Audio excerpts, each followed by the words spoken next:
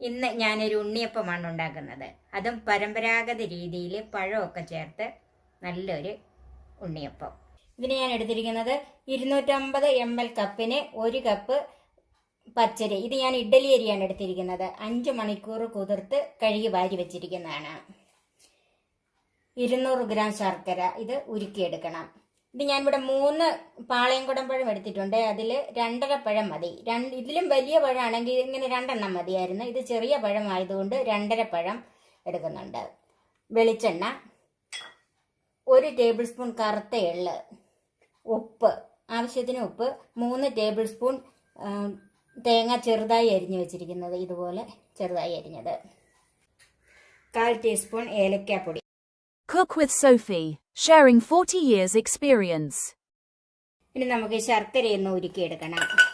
അതിനായിട്ടൊരു പാനിലേക്ക് മാറ്റി കുറച്ച് വെള്ളം ചേർക്കാം. ഈ ശർക്കര പാനിയിലാണ് ഈ അരി അരച്ചെടുക്കുന്നത്.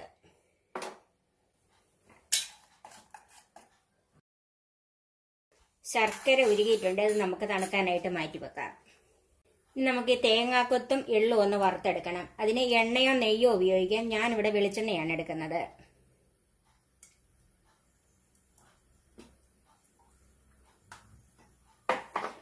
ഒരു ടേബിൾ സ്പൂൺ വെളിച്ചെണ്ണയാണ് ഒഴിച്ചിരിക്കുന്നത്. അതിലേക്ക് വെളിച്ചെണ്ണ ചൂടായി തേങ്ങാക്കൊത്ത് ചേർക്കാം.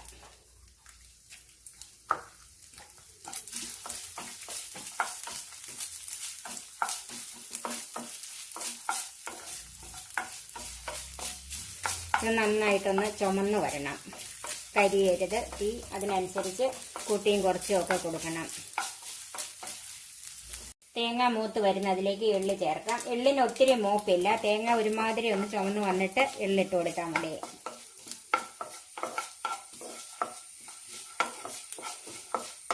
എള്ള് മൂപ്പിക്കാതെയും ചേർക്കാം. പക്ഷെ അതിലൊക്കെ നല്ല ടേസ്റ്റ് എള്ളൊന്ന് എണ്ണയിൽ മൂപ്പിച്ചിടുന്നതാണ്.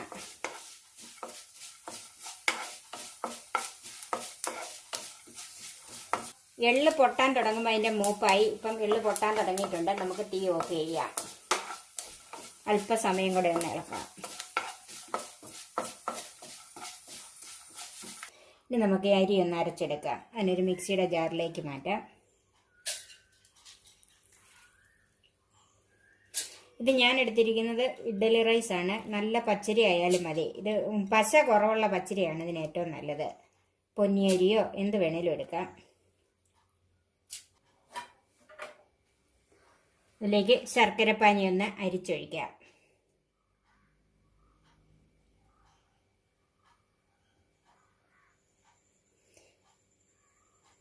വേറെ വെള്ളം ഇതിൻ്റെ അകത്ത് ഇപ്പം ആവശ്യമില്ല. ഇനി അരച്ച് വരുമ്പോഴത്തേക്കും തീരെ അരഞ്ഞില്ലെങ്കിൽ മാത്രം വേറെ വെള്ളം ഒഴിച്ചു കൊടുത്താൽ മതി.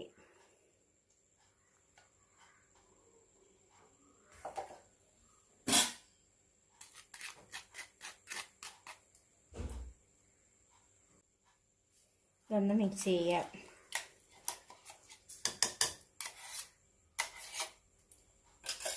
ഇത് നമുക്കൊന്ന് അരച്ചെടുക്കാം. ഇത് നല്ല പേസ്റ്റായിട്ട് അരയ്ക്കരുത്.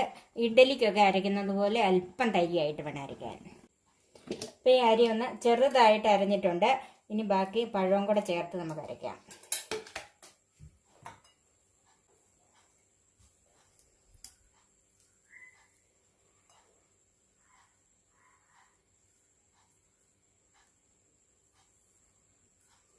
രണ്ടര പഴം മതി. ഇത് നമുക്കൊന്ന് അരച്ചെടുക്കാം.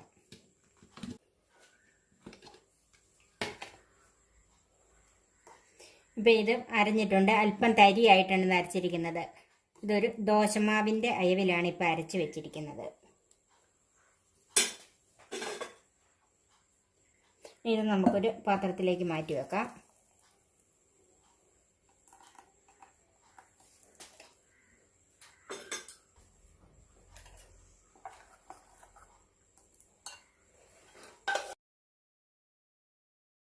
വറുത്ത് വെച്ചിരിക്കുന്ന എള്ളും തേങ്ങയും കൂടെ ചേർക്കാം.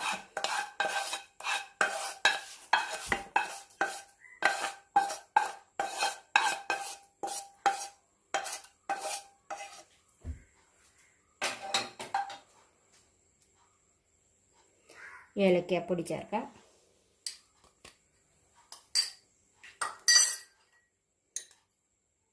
ഒരു അല്പം ഉപ്പും ചേർക്കാം. ഇതൊന്ന് മിക്സ് ചെയ്യാം.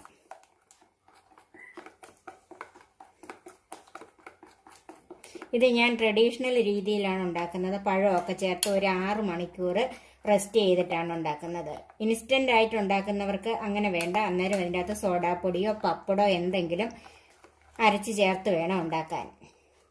ഇതിപ്പോൾ അരി അരച്ചതിന് പകരം അരി നന്നായിട്ട് തോർത്തി പൊടിച്ചെടുത്തിട്ട് ഈ ശർക്കരപ്പാനി ചേർത്ത് കുഴച്ചും അങ്ങനെ ഉണ്ടാക്കാം. ഇപ്പം ഇത് നന്നായിട്ട് മിക്സ് ചെയ്തിട്ടുണ്ട്. ഇനി ഇത് നമുക്ക് 6 മണിക്കൂർ റെസ്റ്റ് ചെയ്യാൻ വെക്കാം. ഇപ്പം ഈ ഉണ്ണിയപ്പത്തിൻ്റെ മാവ് റെസ്റ്റ് ചെയ്യാൻ വെച്ചിട്ട് 6 മണിക്കൂർ കഴിഞ്ഞ് ഇനി നമുക്കിതൊന്ന് നോക്കാം. ദോശമാവിൻ്റെ അയവിലാണ് നമ്മളിത് ആദ്യമേ വെച്ചിരുന്നത്, റെസ്റ്റ് ചെയ്യാൻ വെച്ചത്. ഇപ്പം ഇത് ഇഡ്ഡലി മാവിൻ്റെ അയവായിട്ട് കുറച്ചുകൂടി ഒന്ന് കുറുകിയിട്ടുണ്ട്. ഈ അയവാണ് നമുക്ക് വേണ്ടിയത്. ഇത് കണ്ട ഇതുപോലെ. ഇനി നമുക്ക് എണ്ണ ചൂടാക്കി ഉണ്ണിയപ്പം ഉണ്ടാക്കാം. ഒരു ഉണ്ണിയപ്പച്ചട്ടി ചൂടാകാനായിട്ട് വെച്ചിട്ടുണ്ട്. ഇതൊരു നോൺ സ്റ്റിക്കിൻ്റെ ചെറിയൊരു ചട്ടിയാണിത്. നമുക്കിതിലേക്ക് എണ്ണ ഒഴിച്ചു കൊടുക്കാം.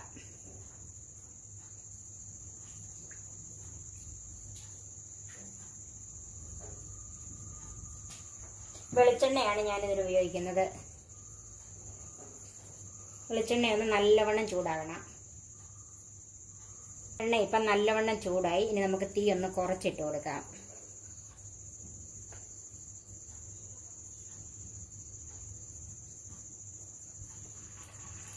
ഇതിൽ നിറച്ചൊഴിക്കണ്ട.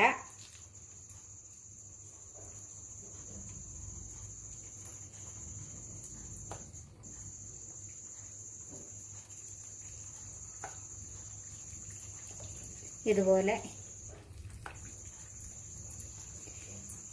ഇത് തീ കൂട്ടിയിട്ട് കഴിഞ്ഞാൽ പുറമെ പെട്ടെന്ന് അങ്ങോട്ട് കരിയും, അകം വേകാതെ ഇരിക്കും.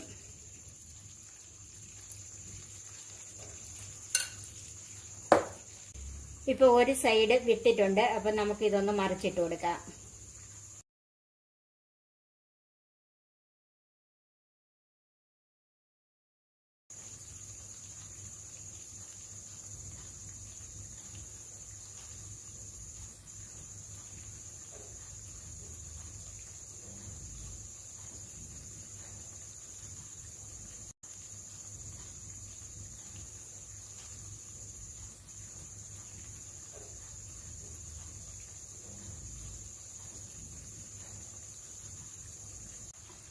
ഇപ്പം നമ്മുടെ ഉണ്ണിയപ്പം റെഡി ആയിട്ടുണ്ട്. നമുക്ക് എടുക്കാം.